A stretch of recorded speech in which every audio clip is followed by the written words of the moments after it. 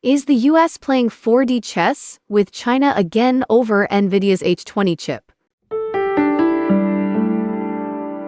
First, Washington banned NVIDIA's H20 chips from going to China. Then, without warning, it reversed course.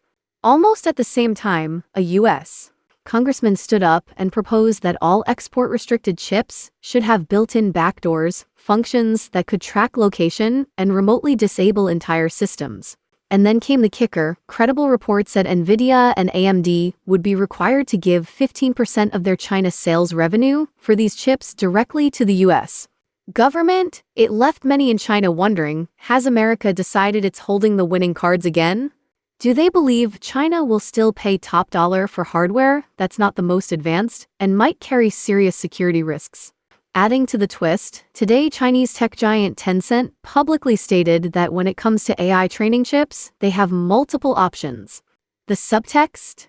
They don't necessarily need NVIDIA's H20. Imagine this, you're running a massive AI-powered traffic control system in Shanghai.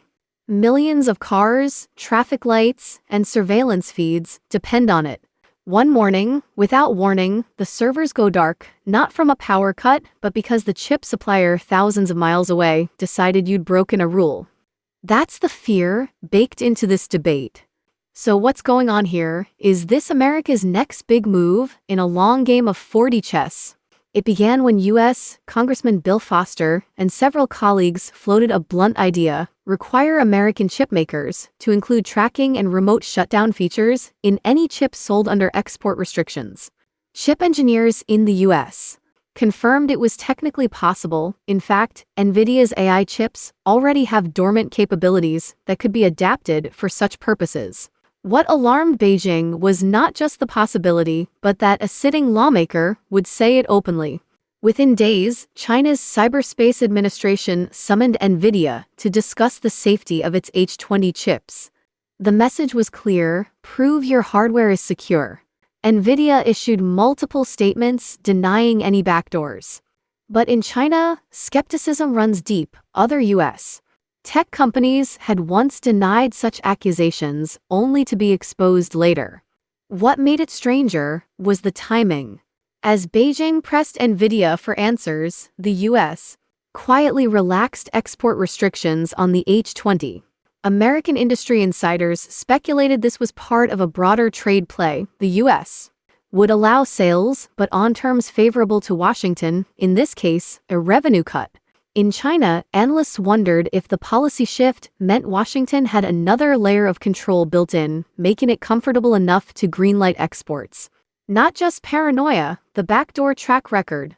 The U.S. has a long history of embedding hidden access in software and hardware. This time, the shock came from the public nature of the proposal. Chinese media jumped on the story. People's Daily asked directly, NVIDIA, how can we trust you? Yu Yententian criticized the H20 as neither safe, cutting-edge, nor environmentally friendly, and outlined the dangers. First, remote shutdown, crippling AI clusters and critical systems. Second, tracking, leaking sensitive data and locations. Third, supply chain sabotage, activating hidden flaws remotely. For ordinary listeners, these risks become tangible when you put them into everyday terms. A remote surgery halted mid-procedure, an electric bus fleet freezing in traffic, or your mobile payment app rejecting every transaction at rush hour. Past incidents show such fears aren't theoretical. Iranian missiles failed mid-flight after GPS signal tampering. The Stuxnet worm sabotaged nuclear centrifuges. Telecom maintenance ports were allegedly used to steal from Iran's central bank. GPS interference helped target Iranian scientists. In Ukraine, suspected backdoors in civilian devices were investigated after key outages. In Lebanon, mysterious pager explosions injured dozens. The Financial Times revealed that NVIDIA and AMD struck agreement with the Trump administration. In exchange for export licenses, they would give 15% of their China sales revenue for these chips to the U.S. government. Such a deal is unprecedented in modern tech trade. Experts say it's both a revenue source and a control mechanism, making companies financially dependent on U.S. export policy, and giving Washington leverage over foreign supply chains. The funds could, in theory, be used to support domestic semiconductor R&D or to offset costs in America's tech competition with China. But from Beijing's perspective, it looks like a tax on dependence. It is very interesting. Is the U.S. playing chess with China again over NVIDIA's H20 chip? Let's look at how backdoor functions could work. Chinese analysts listed likely designs. License locks that brick the chip if usage rules are violated. Geofencing that limits operation to specific regions. Usage logging to track workloads and activities. Feature throttling that degrades performance for disallowed tasks. Such controls could be invisible until activated, which is why even a denial from NVIDIA doesn't erase the strategic risk. China's response has been to accelerate self-reliance. It's not just about innovation pride, it's about ensuring no foreign government can pull the plug on its infrastructure. Domestic players like Huawei's Ascend series, Burn Technologies' BR chips, and new entrants backed by automakers are ramping production.